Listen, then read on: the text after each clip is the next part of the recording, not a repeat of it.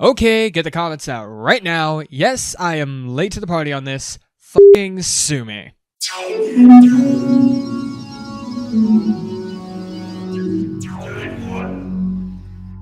Hey guys, TManDude291 here, and welcome to the channel's second ever review. So, as I was writing the Sonic Forces script, I hopped onto Twitter and I was greeted from a pretty damn important message from Nintendo. And while it was a bunch of legal jargon I had to read through, here's basically what we got. Quotes from that article: as long as you follow some basic rules, we will not object to your use of gameplay footage and or screenshots captured from games from which Nintendo holds the copyright in the content you create for appropriate video and image sharing sites. Basically, hey guys, we aren't going to demonetize your videos anymore as long as you add your own content over what you are using. So basically, the gameplay and review floodgates are now open, people, though I do recommend you read the rules page for yourself, to which I am leaving a link in the description below. Anywho, as this is now the case, expect a lot of Nintendo stuff in the coming weeks leading up to whenever the heck I get my hands on the new Smash Bros. So yeah, Mario Odyssey. Let's dive right on in.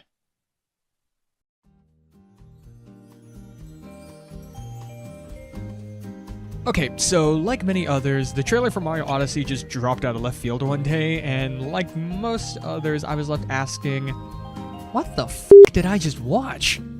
Mario in a super realistic city? Mexico? A fucking T-Rex? I felt like I was tripping balls.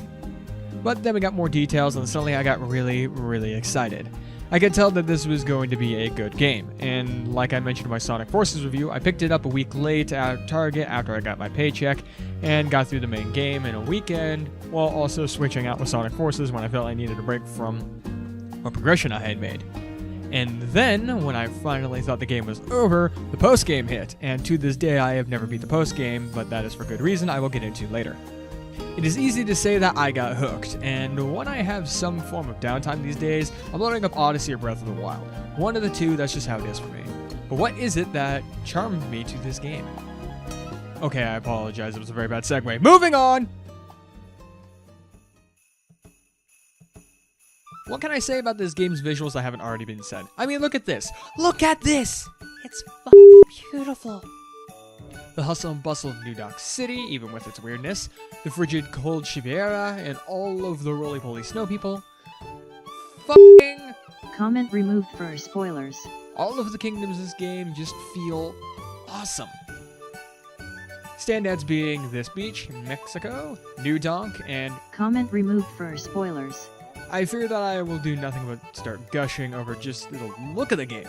But what do you expect? This is a Nintendo flagship IP after all. It's gonna have polish on top of polish. You are not gonna run into any glitches in normal play unless you actively go looking for glitches. Speaking of which...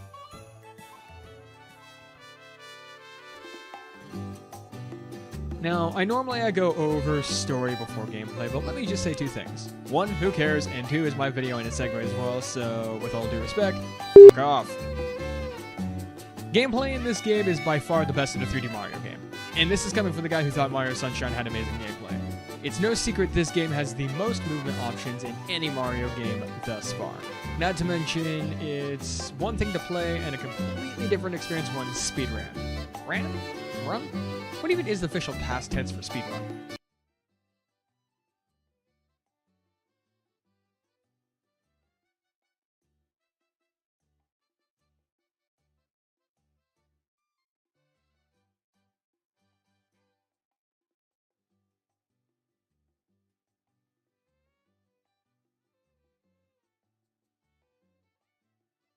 Haha! Got it right! Honestly, there's one nitpick I have with the gameplay, and that is the controls, in handheld mode specifically. Granted, they are not bad, but as others have put it, it's very limiting. Some abilities in the game are locked behind the motion controls with little to no button/action equivalent, which would be okay, that is, if some of the moves didn't require said controls to obtain them. And yes, for those of you living under a rock, there are motion controls in this game. Good news is, all you'll really be doing is flicking it to throw our new addition, Cappy. I love Cappy.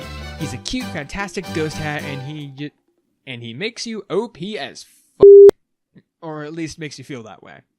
I can say that I have never died to an enemy in game, well, besides bosses.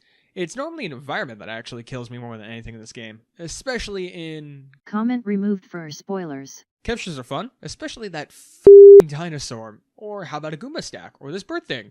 Or how about f***ing... Comment removed for spoilers. Okay, moving on to the story, we get tossed right into the action. Mario vs. Bowser, on a ship. Bowser is grabbing Peach, but it's okay, Mario can... No, he can't. Mario gets his ass kicked off of the ship, and his hat is torn to shreds.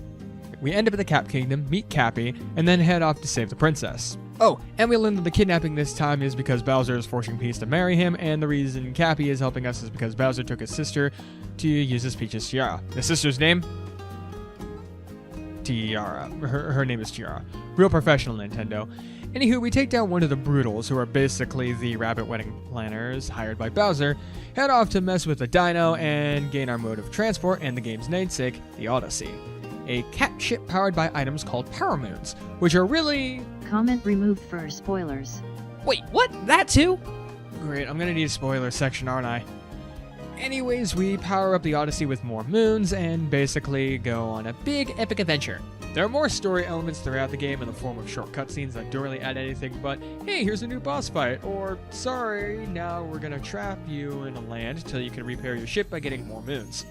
And while the story is very minimal at first glance, if you take the time to talk with the locals, you can learn some really cool stuff about the land and what is going on in the overall world. And even if you don't, the story that is told by the time you reach the end quotes, the end, you feel a sense of conclusion to your adventure.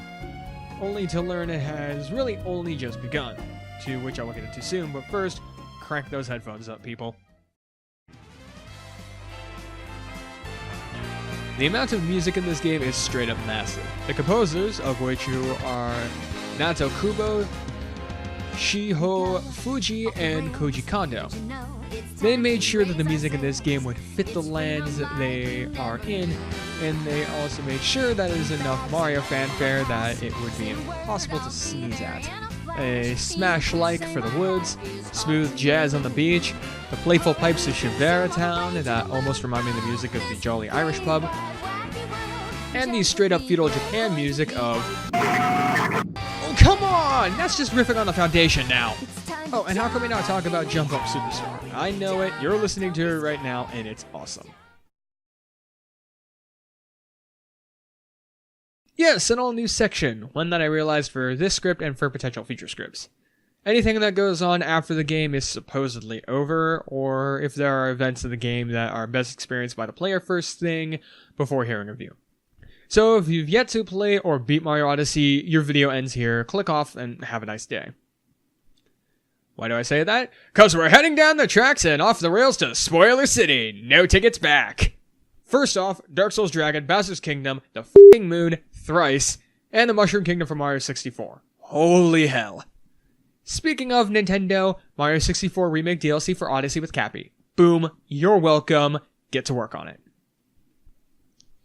So to start off the ending, going through Bowser's Kingdom, fighting all of the Brutals in a mecha, only to fly off to the moon where the wedding is taking place. Put the hat on the Bowser! All to go on a crazy end sequence that lets us know, hey, the moon is falling apart, and then post-game hits. We get Mushroom Kingdom, and there are now more Power Moons to unlock and collect by hitting those little blocks in each land that start to glow in the post-game, and break into literal hundreds of moons. Collect enough, and you get to go to the back of the moon for a brutal boss rush, and collect even more to get the hardest level in the game. A level so hard, I have yet to beat it myself. But apparently there's a really sentimental message from Cappy right here as he hit the end, all about your adventure. Oh, and Bloom World starring Luigi, we can't forget about that. All in all, this game brought me right back to the kid at heart, with stunning visuals, many ways to play, and a way to get your players to not put the game down. Mario Odyssey is easy to play but difficult to master, but when you do, it feels oh so good. I recommend this game to anyone, and I mean anyone, even your grandma who doesn't know what a video game is outside of Wii Sports. Mario Odyssey gets a 5 out of 5. Almost perfect, because no game or anything in life is perfect, but it can get pretty damn close. And that's my review on Mario Odyssey, a happy cursing mess of a foxboy who could only wish the modern 3D Sonic games could be that good. If you have enjoyed, then be sure to like the video and subscribe to the channel. I am going to be posting more reviews and hopefully the episode of Sonic Stories that I've been working on very soon. So be sure to hit that little bell to get notified when I upload them, especially with my inconsistent uploads. I'm trying harder, I really am, but the holidays are a mess, especially while I'm helping to host and plan events. If you feel like going above and beyond to help my channel out, then you can head over to my Patreon pages down below. One goes into getting better equipment for the show, and the other goes to help publish the book I am writing. Music is in the outro and linked in the description, and until next time, this is TManDude291, signing out.